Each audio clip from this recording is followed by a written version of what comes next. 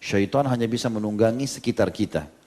Mirip dengan hadis yang pernah saya jelaskan pada saat seorang sahabat menangkap seekor tikus, kemudian dibawa di hadapan Nabi SAW. Mau ditanya, ini hukumnya boleh dibunuh nggak? Gitu kan. Ternyata pas di depan Nabi SAW lepas tikus itu. Lalu dia menyentuh api yang sedang ada di ujung tikar Nabi SAW. Tikus itu, jatuhlah tumpah minyaknya, akhirnya apinya nyebar di tikar Nabi SAW. Lalu kata Nabi SAW, beginilah cara syaitan membakar rumah-rumah kalian. Jadi dia tidak bisa langsung bakar, tapi dia tunggangi makhluk-makhluk yang ada gitu kan. Seperti itulah. Apakah seseorang yang terkena penyakit hasad atau iri ataupun dengki tingkat tinggi, apakah itu tabiat seseorang dari kecil? Apakah penyakit itu bisa sembuh karena seseorang tersebut yang baru mengenal iman atau Islam? Orang tersebut dari kecil luar biasa bandel dan sering merendahkan orang lain. Efeknya sekarang Ustaz, hati dan pikiran ini sampai capek melawan seseorang tersebut. Dan seseorang tersebut adalah saya. Ya. Sekarang saya berbicara lebih 5 menit sama teman-teman, tidak kuat lama. Mohon kiat-kiatnya Ustaz agar bisa fokus dalam beribadah kepada Allah. Dan doakan saya semoga Allah angkat penyakit-penyakit saya. Ya. Tentu teman-teman sekalian memang dari kecil biasanya ya. Makanya kita sebagai orang tua kalau kita bicara masalah anak-anak, juga kita harus biasakan anak-anak tidak saling iri satu sama yang lain. Seperti kita berikan anak yang satu lebih dari yang lainnya. Hadis-hadis Nabi SAW dalam suruh adillah terhadap anak-anak kalian. Kalau saya bisa lebihkan maka saya akan lebihkan anak perempuan. Dan Nabi SAW suruh memang itu supaya anak-anak tidak terbiasa hasud dari kecil. Ya. Karena seringnya kita memberikan perubahan-perubahan atau perbedaan maka akan jadi masalah. Kecuali kita kasih perbedaan, anak laki-laki beda mainannya, anak perempuan beda. Lalu kita jelaskan, gak ada masalah. Makanya memang dari kecil biasanya ada. Ya. Makanya bibit-bibitnya harus ditutup. Karena hasad ini selain dia dosa tadi saya bilang, berbahaya buat dia. Ya, kalau dia tumbuh besar pun membawa itu maka dia akan berdosa, dia juga akan mengganggu orang lain dan seterusnya. Banyak efek-efeknya. Kalau bagaimana memperbaikinya, insya Allah dengan taubat nasuha. Karena hadis Nabi SAW yang berbunyi at-taubat tajubu ma qablaha, taubat akan membersihkan semua kesalahan yang lalu, kata ulama termasuk bekas-bekasnya. Jadi kalau orang terbiasa hasad dulu, itu kan tidak boleh dalam Islam. Tapi kalau dia bertaubat, dia taubat nasuha, merasa itu betul-betul kesalahan, maka secara otomatis ya juga dihilangkan oleh Allah SWT bekasnya. Juga tentu dia ruqyah dirinya sendiri. Karena kita sudah tahu tadi hadis-hadis tentang Nabi SAW suruh ruqyah. Kusam saja muka seseorang, Nabi bilang ruqyah. Gitu kan. Sedih menangis tadi anak kecil, ruqyah. Nabi SAW suruh ruqyah terus. Maka ruqyah diri sendiri. Untuk biasakan minum air. Kalau minum air, minum teh, minum kopi. Di ruqyah sendiri aja. Bacain ayat-ayat ruqyah, ayat kursi, Al-Fatihah, Al-Ikhlas, Al-Falaq, An-Nas. Niat meruqyah, kita sendiri yang tiup atau meludah di air itu. Lalu minum sendiri. Ya. Diusap di bagian dada, kalau sering hatinya nggak enak, hasut. Ya. Kita ruqyah sendiri diri kita minum, pakai minyak tadi, minyak zaitun, minyak habas sauda yang diruqyah, lalu digosok di tubuh-tubuh kita, di anggota tubuh semuanya. Insya Allah itu akan sangat membantu. Ya. Jadi itu bisa insya Allah, biidnillah.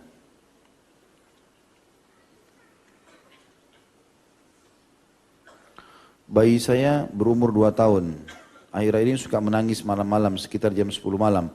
Kadang jam 2 malam, tidak mau digendong seperti yang tadi Ustadz bilang. Bagaimana cara menghilangkan penyakit ain tersebut? Doa ruqyah syar'i sudah saya ucapkan.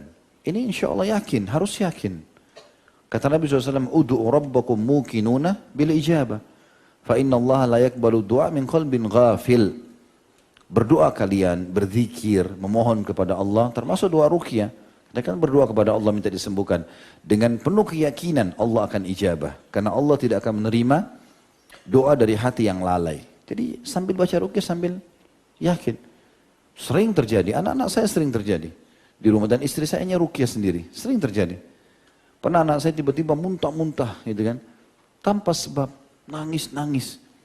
Bacain ayat ruqyah, diusapin badannya pelan-pelan. Kadang-kadang waktu lagi di ruqyah itu dia nangis. Gak apa-apa. Ya dia berjalan insya Allah 5-10 menit selesai. Biidnillah. Asal kita betul-betul tekun, ikhlas, minta kepada Allah SWT agar disembuhkan, insya Allah sembuh. Biidnillah. Tidak ada masalah itu. Ya. Jadi saran saya seperti itu. Harus yakin insya Allah. Kalau tahu siapa yang hasut, termasuk sebenarnya ini. Kalau ada anak-anak begini, coba ini ukhti yang bertanya sama suaminya, dua-dua juga sama. Kalau mandi atau uduk, airnya ambil usapin di badan anak. Mungkin dari kita sebabnya. Allahu alam, kita nggak tahu. Lalu dari saudaranya pernah terjadi begitu ya. Salah seorang peruqyah pernah cerita sama saya pengalaman dia. Jadi ada anak itu tiba-tiba tadinya pintar di sekolah, jadi malas sekolah, tiba-tiba kayak jadi orang yang bodoh-bodoh ya, kayak ngomong juga ngelantur, terus jadi malas sekolah, badannya jadi kecil, padahal anak ini berprestasi.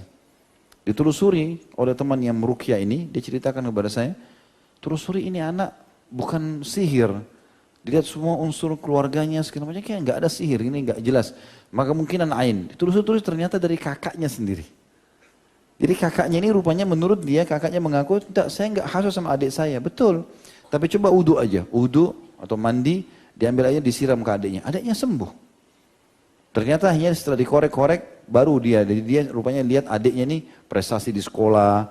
Terus karena dia prestasi, orang tuanya sering sebut-sebut namanya adiknya, bukan nama dia. Itu sudah cukup memunculkan hasad dia. Tanpa dia sadar, walaupun dia sayang sama adiknya. Jadi kadang-kadang subhanallah dari kita sendiri atau orang-orang terdekat. Karena itu teman saya juga, seorang dokter, hafidhahullah, Dr. Hatta, beliau cerita sama saya, waktu saya cerita masalah hasad ini, beliau cerita ada satu orang di Riyadh begitu. Jadi otaknya itu divonis oleh dokter, dilihat pakai alat, itu ada cairan dan harus dibelah batok kepalanya untuk keluarin cairan itu. Akhirnya ditanya sama orang syekh di sana, syekh bilang coba telusuri dulu. Mungkin hanya ain, mungkin hanya sihir. Telusuri ternyata didapatkan tantenya sendiri yang hasut dengan dia. Diambil dari wudhunya, diusap kepalanya dalam berapa kali, 2-3 kali, sembuh. Dokter pun heran, cairannya hilang. Kuasa Allah SWT. Jadi nggak mungkin salah wahyu itu teman-teman sekalian. Ya. Istri saya senang membanggakan diri di depan kaca. Ya. Setelah dandan. Apa ini? Tapi saya suka sebel ketika diajak. Berhubungan selalu alasan, kan tadi sudah, gitu. Padahal terakhir biologis pagi dan saya minta lagi malam. Kebetulan istri saya ada di belakang.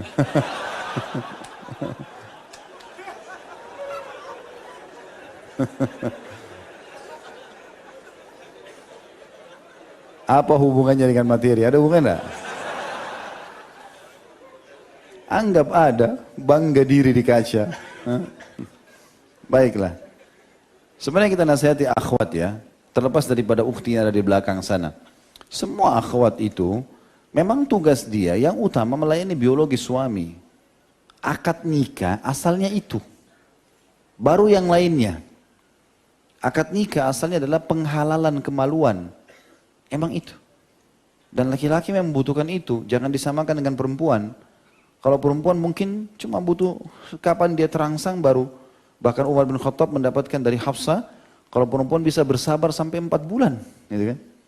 Laki-laki 4 bulan bisa ubanan. Gitu. Kalau yang sudah menikah, yang belum menikah memang dasarnya belum tahu alam itu. Ya.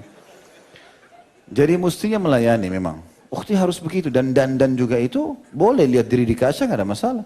Nggak ada dilarang masalah itu. Bahkan sebagian ulama ada mengatakan ada doanya. Tapi doa ini sebenarnya tidak relevan dengan melihat diri di kaca ya. Ada sebagian yang mengatakan itu. Ada doa Nabi SAW dalam hadis yang dihasankan oleh para ulama. Allahumma ahsinni kama ahsanta khalqika wa ahsin khulqi kama ahsanta khalqi. Ya Allah sempurnakanlah ciptaanku ini ya. Fisik, wajah dan seterusnya. Sebagaimana engkau sempurnakan ciptaan fisikku gitu. Dan perbaikilah akhlakku sebagaimana engkau juga, atau sempurnakan akhlakku sebagaimana engkau sempurnakan fisikku. Itu termasuk doa. Ada sebagian ulama mengatakan lihat di kaca, ada juga yang mengatakan tidak. Walaupun tidak, dia habis mandi segala macam, dia boleh doa itu. Agar Allah SWT memperindah wajah, tubuhnya dan juga ya, penampilannya. Itu juga boleh. Maka itu tidak ada masalah, tidak dilarang. Tapi dandannya seorang istri untuk suami. Gitu kan? Jadi sebagai untuk ukhti ini, ya, dan semua muslimah harusnya bisa melayani suami. Sampai kata Nabi SAW, kalau seandainya seorang istri dicorong asap rumahnya, ya maksudnya dia lagi bersihin itu, lagi sibuk pun, susah untuk keluar, untuk turun, tapi suaminya panggil untuk biologis, ya harus datang. Tidak bisa tidak. Gitu kan? Wanita manapun yang dipanggil oleh istrinya, suaminya untuk berhubungan badan di malam hari, kemudian sampai suaminya marah dan tertidur, akhirnya ya malaikat akan melaknat dia sampai pagi, gitu kan. Dalam hadis lain dikatakan siapa yang membuat suaminya marah maka Allah pun yang di langit akan murka padanya. Ya. Jadi memang harusnya melayani itu. Itu poin dulu ya. Tapi karena ini kita cuma baca sepihak, kita kan tidak tahu. Siapa tahu istrinya sudah layani 3 kali, dianya nggak kenyang-kenyang. Ya. Bisa jadi. Maka kita harus adil. Kalau betul yang dikatakan memang dia baru dilayani sekali, kemudian dia butuh lagi, mungkin itu biasa saja. Ya, orang makan nasi 1 piring, masih lapar 2 piring, 3 piring susah. Itu. Ya, mungkin orang biologis mungkinlah sekali 2 kali, maksimal 3 kali mungkin. Ya, kalau itu kita tanya, itu juga harus ditanyakan sendiri. Yang bertanya harus bertakwa kepada Allah. Betul nggak istrinya begitu? Nanti istrinya sudah kita nasihatin. Kalau istri sudah layani dan kemudian ada kesibukan-kesibukan yang lain, kita harus mengerti. Mungkin dia punya anak bayi, mungkin ada tamu. Ya, salah satu hal yang sangat dianjurkan dalam syariat adalah melakukan biologis di waktu dan tempat yang tepat, gitu kan? Jadi tidak tepat kalau misalnya lagi ada tamu rame, lagi mau melayani tamu, ya, istri lagi mau masak, masuk. Ya. Saya tunggu di kamar kan, tak boleh. Kalau enggak dilaknat kan. Orang mau romantis malah jadi ancaman gitu kan? Ya juga nggak boleh, harusnya bertakwa kepada Allah SWT. Saya memiliki saudara yang tiap dia ingin melakukan ibadah selalu diganggu oleh rasa cemas, gelisah sampai keluar keringat dingin. Apakah itu termasuk dari penyakit ain? Bisa, tapi itu bukan ain sebenarnya. Kalau seperti ini indikasinya sihir ini. Kalau ain itu biasanya tidak mengganggu ke jenis ibadah begini. Ain itu lebih kepada sakit fisik, gelisah. Tapi kalau sudah sampai pada tingkat mau sholat malas atau membaca Quran merasa mau marah, ya, merasa nggak enak, selalu sendawa, mengantuk, itu sihir biasanya. Tapi sama, metode pengobatannya sama. Ya, bisa dengan cara ruqyah syariah. Apakah zikir pagi petang bisa juga untuk menangkal ain? Tentu saja. Sangat bisa. Ya. Tolong mohon penjelasan untuk batasan waktu zikir petang itu sampai jam berapa? Yang paling baik zikir pagi itu dari subuh sampai menjelang terbit matahari. Itu yang paling baik. Tapi kalau nggak bisa, bisa sampai menjelang duhur, lewat duhur nggak ada masalah. Yang penting belum masuk waktu asar. Begitu juga habis asar, langsung habis asar. Kemudian sampai menjelang matahari terbenam. Tapi kalau terlewat ada kegiatan nggak apa-apa sampai malam. Nggak ada masalah. Tapi jangan luputkan ya. Karena sebenarnya zikir pagi petang teman-teman kita sedang minta kebaikan hari itu kalau pagi, malam juga malam itu. Makanya kita baca di awal lebih baik. Baca di awal lebih baik kan. Allahumma inni as'aluka khair hadzal yawm, fathahu wa nasrahu wa nurahu wa barakatahu wa huda. Ya kita minta keberkahan hari itu, kemenangannya, ya segala macam kita minta. Maka lebih baik kita baca di awal. Dan ini memang teman-teman harus duduk ya, harus luangkan waktu. Karena kalau tidak syaitan buat kita lalai. Jadi sebentar baca, jalan ke sana, jalan ke sini, akhirnya kita lupa. Jadi selesaikan sebentar, 10, 15 menit, 20 menit, baca sebentar. Belum hafal, beli bukunya, atau buka di handphone, bisa cepat ya. Mohon doanya untuk teman saya yang hari ini hadir. Semoga diistiqomahkan menuntut ilmu syar'i. Dan semoga disegerakan jodohnya. Karena udah ngebet. Ini yang minta didoain temannya, dia sudah nikah belum? Yang sampai dia yang ngebet ini. Baiklah, semoga insya Allah semua hajat muslimin diterima oleh Allah SWT. Terutama yang hadir dalam majlis kita insya Allah. Semoga Allah SWT semua kabulkan hajat-hajat yang halal tentunya, yang dibolehkan oleh Allah SWT.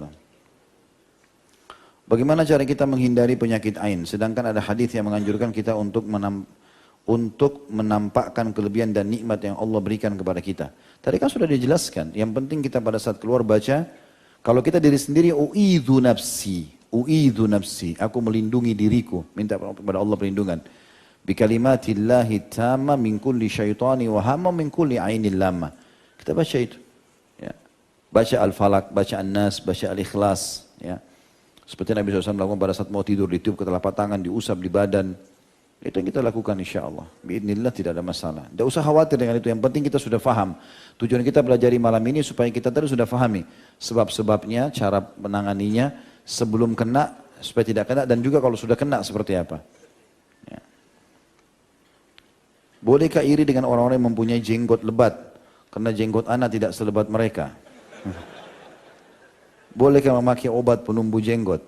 Kalau niatnya ingin menjalankan sunnah Nabi SAW, tidak ada masalah. Gitu kan?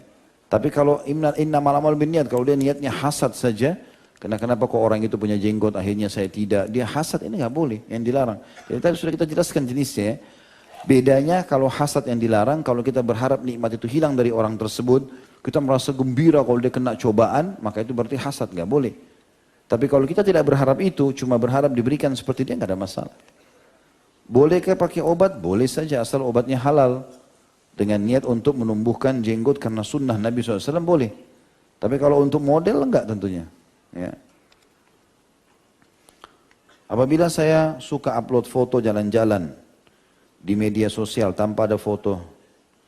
Apabila saya suka upload foto jalan-jalan saya di media sosial tanpa ada foto saya. Hanya pemandangan, apakah saya bisa kena ain? Insya Allah sih kalau tidak ada orangnya enggak ya.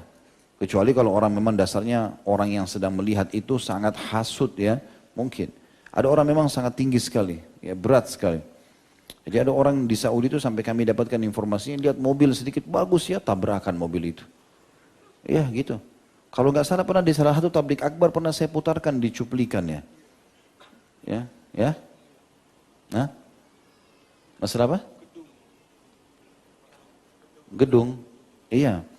Jadi ada pohon kurma bisa rubuh, orang sakit, ya, kemah terbakar, banyak macam-macam. Kalau sudah terlalu kental hasadnya itu bahaya memang, ya. Makanya kita harus hati-hati sekali. Selalu bilang Masya Allah, Tabarakallah, kita selalu bilang, ya. Atau kita puji teman kita bilang Barakallahu fiik, Allah yubarik laki, itu selalu kita ucapkan. Apakah bisa minyak zaitun yang telah dibacakan ayat-ayat ruqyah lalu dioleskan atau diurut pada bagian yang sakit akan menjadi obat, misalnya sakit stroke, saraf kejepit atau sakit lainnya? Tentu saja. Tentu saja. Jadi ruqyah syar'i teman-teman itu bukan hanya dari ain dan sihir ya. Ruqyah syar'i itu disepakati oleh ulama boleh untuk semua penyakit. Penyakit apa saja? Semuanya. Kalau yang disoroti adalah sihir, ain, sengatan binatang buas, karena ini yang mematikan. Ya, sengatan binatang berbisa ya seperti kalajengking dan ular. Karena ini mematikan, maka ini yang disebutkan. Tapi penyakit-penyakit yang lain semuanya bisa. Maka kita bisa menggabungkan antara pengobatan medis sama ruqyah syariah. Ya. Ya, teman-teman di sini kalau ada dokter pakai cara itu. Selain berikan resep dokter, kita juga berikan pengobatan nabawi. Kita ajarkan ruqyah syariah atau kalau perlu ada selebaran-selebaran atau buku-buku, kalau mau dapat pahala lebih banyak lagi, buku-buku tentang ruqyah, selalu di tempat praktek ada. Ya, kalau pasien mau pulang dikasih hadiah, ini baca, itu bagus sekali. Ya. Kalau ada keinginan kita untuk dapat suami soleh, karena suka lihat pasangan orang lain itu soleh, apakah termasuk ghibah atau hasad? Insya Allah tidak. Kalau kita berharap agar mendapatkan suami yang soleh karena orang lain punya suami soleh, nggak ada masalah. Tapi kalau kita cemburu kenapa dia dapat laki-laki itu saya tidak, ya, dan berharap dia bisa cerai, ya, ribut, nah itu hasad. Nah, jadi nggak boleh. Kita harus bedakan di situ ya. Jadi kalau cuma berharap agar diberikan oleh Allah SWT boleh, nggak ada masalah. Jika ada seseorang yang memfitnah kita, menyebar luaskan hal-hal yang tidak pernah kita lakukan sama sekali, langkah baik yang kita ambil apa? Menjelaskan kepada semua orang bahwa itu salah atau diam saja? Tidak, kita jelaskan pada orang-orang yang dibutuhkan saja. Tidak usah habiskan energi untuk itu. Kalau dia sebarin kemanapun terserah dia. Itu makin banyak dia sebarin makin besar dosanya. Gak usah kita ikut-ikutan. Gitu kan? Jangan dia gibah kita gibah. Nanti dia dapat dosa kita dapat dosa. Enggak usah. Tapi kita perlu luruskan kalau itu fitnah, itu tidak benar. Kita luruskan pada orang-orang yang kita butuhkan. Ya kan? Misal memang orang-orang yang bisa menasihati dia, atau orang-orang yang kita anggap bertanya, saya dengar begini, benar nggak? Misalnya, kita harus luruskan. Tapi nggak usah habiskan energi untuk itu teman-teman. Nggak usah. Nabi SAW pada saat kena fitnah dalam rumah tangga beliau, tentang masalah fitnah ifk, ya, Aisyah dianggap berzina dengan Safwan, 1 bulan wahyu tidak turun.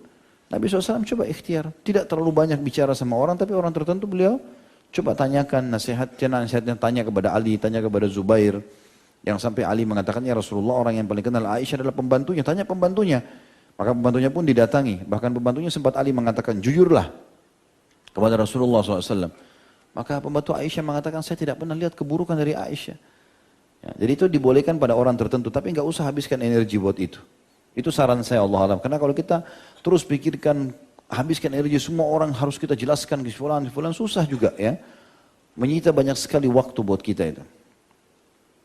Insya Allah Allah akan memenangkan orang-orang yang terzalimi pasti. Gak mungkin tidak.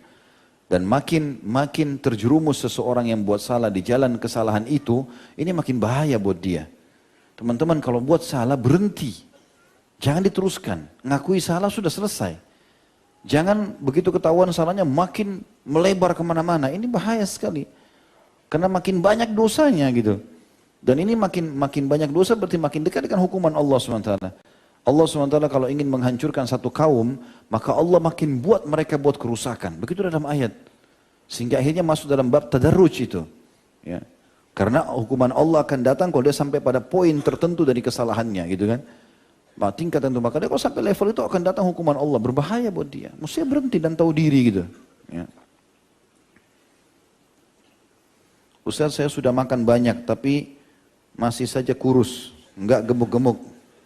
Apakah saya kena ain? Udah kurus, jomblo pula Ustaz. Doakan saya cepat nikah Ustaz. Oh ini akhwat yang bicara ini. Tulisannya di bawah akhwat. Mungkin di sini ada ikhwah yang suka yang kurus. Jadi insya Allah kita doakan semua mudah-mudahan yang jomblo cepat menikah. Ya. Bismillah. Yang penting syaratnya mukmin atau mukminah dan juga jangan cerewet. Harus tinggi, putih, gagah, cantik. Oh susah itu bidadari nanti di surga. Nah, yang penting antum sudah punya pasangan, gitu kan? Bisa saja kena ain, ya. Sebagaimana tadi kita jelaskan, salah satu penyebabnya selain menangis tidak jelas, ada juga orang kurus kering, ya. Ini termasuk. Coba ruqyah. Ruqyah sendiri, teman-teman pulang sebentar coba ruqyah, bacain ayat ruqyah saja. Saya sering sebutkan di banyak bahasan masalah ruqyah 6 surah dasar, Al-Fatihah, ayat kursi, Al-Ikhlas, Al-Falaq, An-Nas, Al-Kafirun. Baca aja 6 surah ini 3 kali, tiup ke dalam air, minum sendiri, gitu kan? Sebenarnya dari hadis Abu Daud menjelaskan masalah itu. Yang Nabi SAW obati Thabit bin Qais tadi ya. Minyak juga begitu, disebutkan juga dalam riwayat sama. Coba dilakukan terapi saja. Dan memang tidak bisa teman-teman dengan satu kali ya, berulang-ulang itu. Jadi mungkin minyak zaitun itu kita pakai satu botol itu terus kita pakai. Tiap hari, habis ruqyah lagi, ulangi lagi. Ya, paling bagus lagi, lebih bagus lagi karena sangat kuat kalau baca surah Al-Baqarah.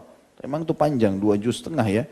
Tapi kalau seseorang baca Al-Baqarah itu, kemudian dia tiupkan di air zam-zam, dia tiupkan di minyak, setiap kali mau habis diisi saja air biasa. Atau ditambah dengan minyak yang lain, itu insya Allah bacaannya masih ada. Bacaannya masih ada, itu insya Allah bisa dilakukan. Kalau kita upload foto di Instagram dan banyak yang memuji, bagaimana kita menanggapinya Ustaz? Tentu ini teman-teman tergantung kebutuhan. Perlu nggak? Kalau kegiatan yayasan, kegiatan sosial, ya, dan haruslah istilahnya supaya orang tahu sesuatu, laporan kepada publik, misal, contoh, mungkin. Atau mungkin ada laporan apalah kegiatan yang kira-kira memang dibutuhkan orang, mungkin. Tapi kalau hanya sekedar untuk pamer, untuk jelasin, ini kan dekat sekali dengan hasad orang. Karena kan pasti pada saat itu kita tampil yang terbaik, tujuannya untuk dipuji orang emang. Misalnya paras wajah, misalnya rambut, misalnya pakaian, kan jadi masalah. Tapi kalau untuk kebutuhan orang dagang, kebutuhan orang laporan kegiatan sosial tadi, ada yang harus dipublikasikan, mungkin. Itu masih mending. Itu pun jangan terlalu teman-teman sekalian. Karena memang sekarang ini di zaman sekarang kata sebagian ulama yang paling banyak menjadi sumber hasad orang, ain dan sihir itu foto. Foto paling gampang. Walaupun kita nggak kenal dia bisa ambil foto kita di crop selesai. Maka cukup untuk dijadikan bahan sihir. Dan selama buhul ada sama dia ini harus kita temukan buhulnya. Karena kalau buhul ditemukan sihir batal. Kalau tidak bertahun-tahun pun bisa bertahan. Ada orang sampai 20 tahun kena sihir, 30 tahun. Ada yang sampai meninggal dunia. Gak ditemukan karena buhulnya itu harus ditemukan. Nabi SAW memohon kepada Allah agar menemukan buhulnya Lubab bin Asam dan ditemukan akhirnya di sumur tua. Dan Nabi SAW ceritakan, aku telah temukan dia, hai Aisyah, rambutku dililit di batang pohon seperti kepala syaitan. Dan Nabi SAW sudah musnahkan. Kalau buhul ditemukan langsung, dan ini masalah. Salah satu buhul itu yang bisa dijadikan sebagai alat wadah menyihir dan ain adalah foto. Maka darurat saja. Ya. Bagaimana cara menghadapi teman yang suka iri, dengki? Apa yang harus kita lakukan? Karena setelah saya nasihati selalu bilang irinya merupakan iri yang wajar. Apakah ada iri yang wajar, Ustaz? Ini istilah baru kalau iri wajar. Kalau yang dimaksud tadi iri, dalam arti kata dia tidak berharap hilang dari orang nikmat itu, maka itu tidak ada masalah ghibtah. Tapi biasanya orang seperti ini tidak banyak bicara, gitu kan? Dia cuma lihat orang punya kelebihan, oh ya Allah kalau seandainya kau berikan aku sama, begitu. Dia nggak banyak bilang sama orang, itu orang tuh lihat tuh. Misalnya itu kelihatan dari itu, kadang-kadang metode yang digunakan kelihatan kalau orang ini hasad atau ghibtah. Ya. Kebanyakan memang orang begitu, dari lisannya sudah, dari ungkapan katanya sudah kelihatan, tatapan matanya sudah kelihatan, orang ini kelihatan hasud. Maka ini berbahaya dan tidak boleh dibiarkan. Kalau ada dalam diri kita ini penyakit, berbahaya. Ya, kita termasuk dosa besar. Malam ini kita bahas masalah dosa besar. Iri dan hasud ini dan masuk dalamnya efeknya adalah ain tadi.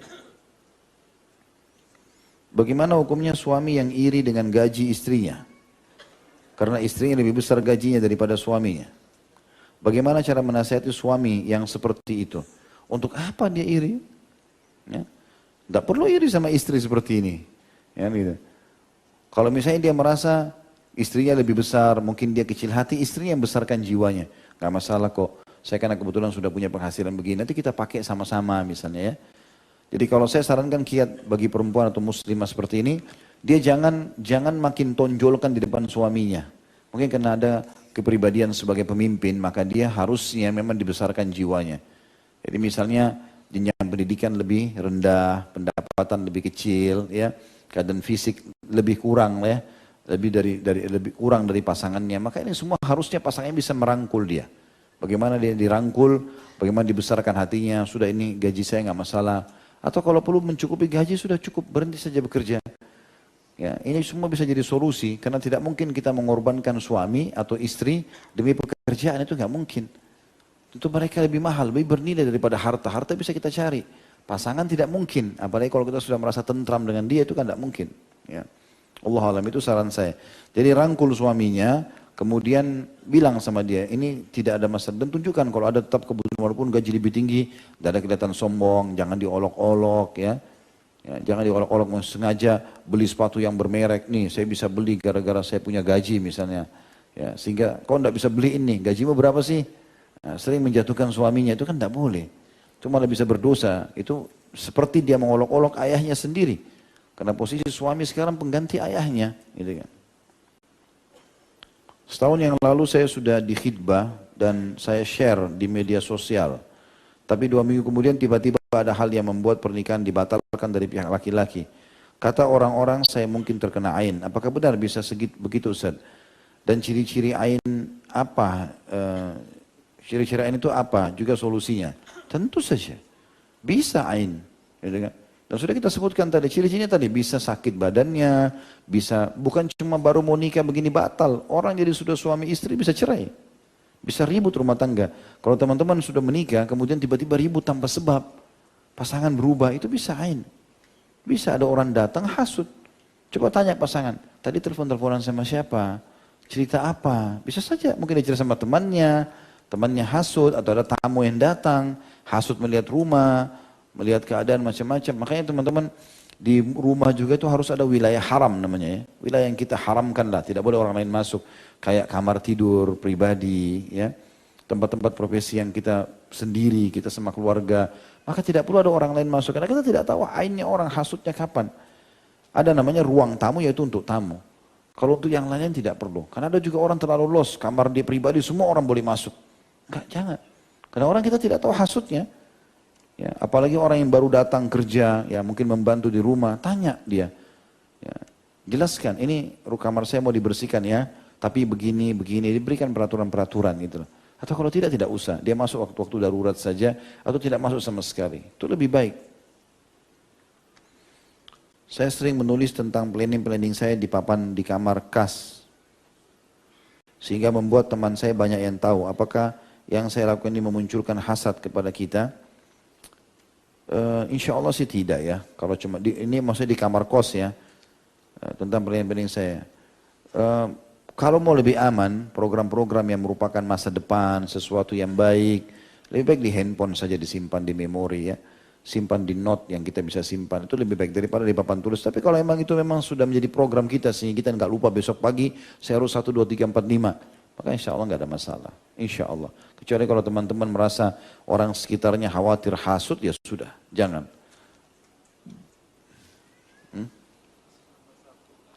Tambah 1.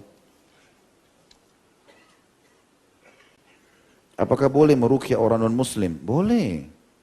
Boleh, nggak ada masalah. Mudah-mudahan jadi penyebab hidayahnya malah. Nggak ada masalah. Dalilnya jelas hadis Bukhari. Ada sahabat-sahabat yang pernah mau bertamu di satu kaum, kemudian mereka nolak. Gitu kan? Mereka dalam keadaan non-muslim itu. Karena mereka tidak kenal para sahabat ini. Lalu kemudian para sahabat pun tinggal di luar perkampungan mereka. Jadi kurang aman, mungkin ada binatang buas segala macam. Tiba-tiba dengan hikmah Allah malam itu, kepala suku mereka disengat oleh ular atau kalajengking gitu kan. Sehingga badannya kena bisa semua.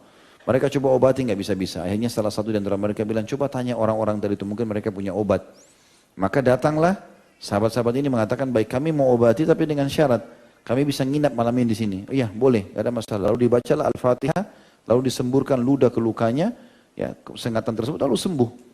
Sementara yang diruqyah ini orang non-muslim. Ya. Itu Allah alam yang saya tahu. Apakah men-share foto di sosmed memakai cadar bisa terkena ain? Bisa sekali. Bisa. Jadi apa saja bisa kena ain, gitu kan? Yang penting kita, makanya saya bilang teman-teman, yang tidak dibutuhkan kayak ini foto di sosmed ini, kalau tidak diperlukan tidak usah. Kalau darurat baru.